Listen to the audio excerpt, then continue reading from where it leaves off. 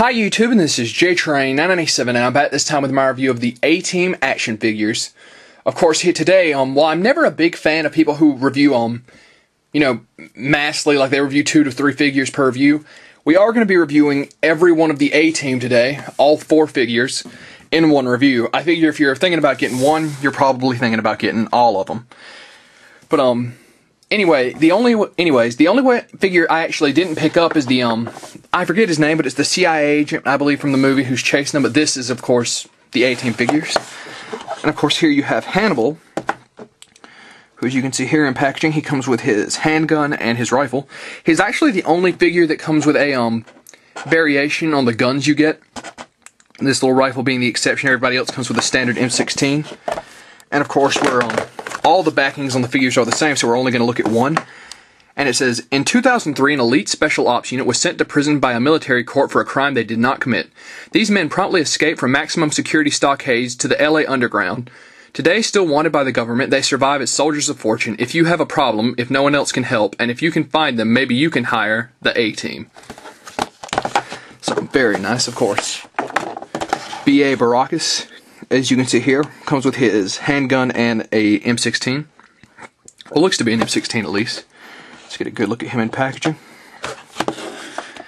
Of course, Murdoch, or Howlin' Mad Murdoch. Of course, as you can see here, looks very nice in packaging. Once again, same accessories.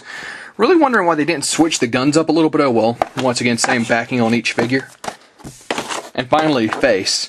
Strangely enough, while I thought Hannibal and B.A. would be the first to sell out at Target, where I work, Face was quickly sold out. I mean, we had people actually waiting for us to open up the case for Face. Of course. So that was surprising to me, but as you can see here, he comes with his M16 and his handgun. Of course, in his suit, and once again, the same backing. So, I was kind of surprised I picked these up. I wasn't really expecting them, but I saw them in stores and something just clicked for me. So let's hope they're awesome figures. That being said, let's pull these bad boys out of the packaging. And here we have each figure out of packaging. Now, of course, the one, like I mentioned, every figure comes with the same guns, except Hannibal, who comes with a slightly different rifle.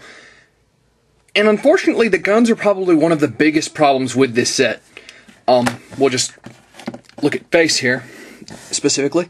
The guns are all a very, very soft, flimsy plastic. Now, most of them fit in their hands well and don't fall out, which, even though sometimes they come loose, they can be put in there, which is, definitely counts for something. But as you can see, the handguns are they kind of fit lopsided in their hand, and that's because they didn't cut out the plastic around the trigger guard, if it was ever even meant to come out, which I don't think it was.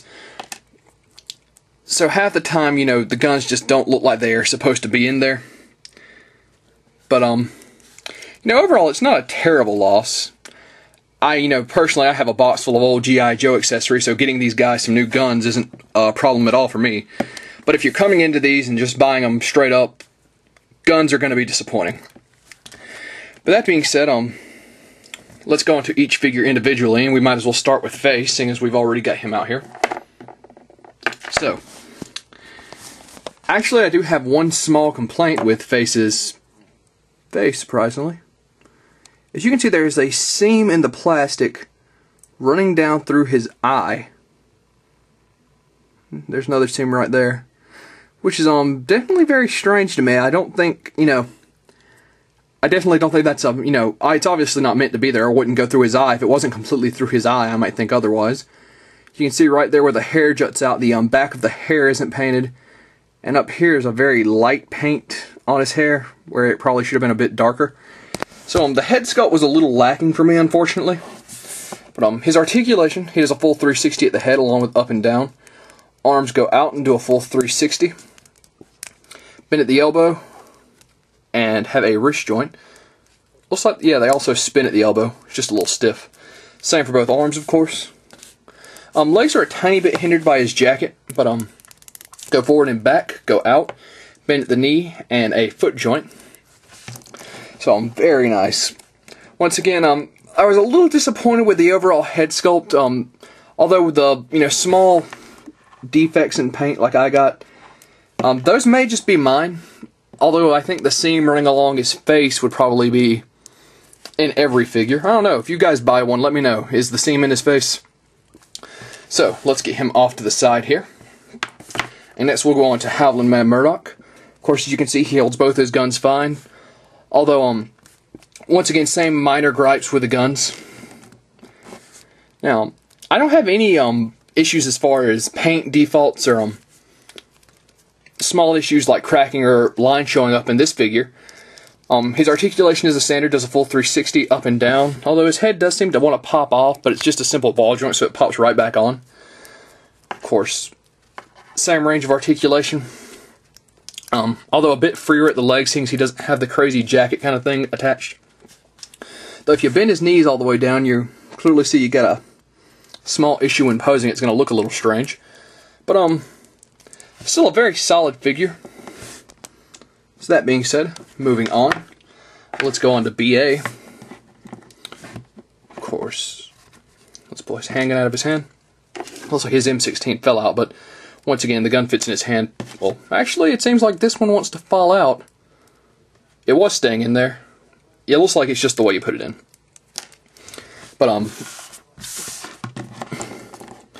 as far as BA, I gotta say I was a little disappointed. As you can see, he's seems to be just the tiniest bit bigger than other figures, and BA is obviously, you know, supposed to be very much bigger than the other guys, but that's a minor complaint, I think, you know, with the scale issues and whatnot. But he has the same articulation as each figure, which is very nice. Of course, you can see here, as far as detail, let's get him posed really quickly and go into his detail. As you can see there, even his tattoo on the side there. Oh, went too far. You can see there's actually some very nice details. His street soldier. His holsters, the pistols are non-removable. They're just sculpted in. But some very nice detail for B.A. Baracus. So, panning back out. And the final figure in this set, which was Hannibal, as you can see here.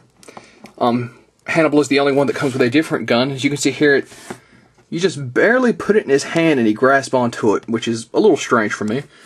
But oh well. And unlike the other guns, this one seems to be made of a much more durable plastic, and it's actually got a little more paint on it. As you can see, the brown with the silver. Which I don't see why they gave Hannibal a different gun and didn't give anyone else a different firearm. Once again, Hannibal's articulation is the same as each A-Team figure. Very nice, although he seems to be a bit stiff and rotating at the arms. Just stiff at the arms in general, it would seem. And, like BA, he has the shoulder holsters, but, I mean the arm holsters, but as you can see, this one has a gun in, this one, I guess they left the, tiny handle sticking out like he's already pulled the gun, which is interesting. So that being said, let's go on to a final thoughts on the set. So here we have the entire A-Team, and, these figures will run you actually about $6 per figure at the store. So all in all, you'll probably end up paying around $24 before tax. I've got to say, I was really impressed by the figures themselves, with a few small exceptions like the face sculpt on face and some of the minor paint apps. Actually, I'll say I was pretty satisfied with each figure with the exception of face, and I'm willing to chalk that up to quality control. You know, maybe there was a few other figures, that didn't quite get the same problems I have. So, $6 I think is a fantastic price. Make sure you check these figures for quality control before you buy them. I do have some small gripes, like the guns, mainly the guns actually. Flimsy plastic, don't fit too fantastically in their hands, although they will stay. So, hopefully you know, either have some or you've got a friend like me who's got a huge box full of old G.I. Joe guns to swap them out. But I think $6 a piece is a steal for these guys. I think you should definitely pick up all four if you're an A-Team fan. And that being said, this is JTrain997 saying I'll see you soon, YouTube.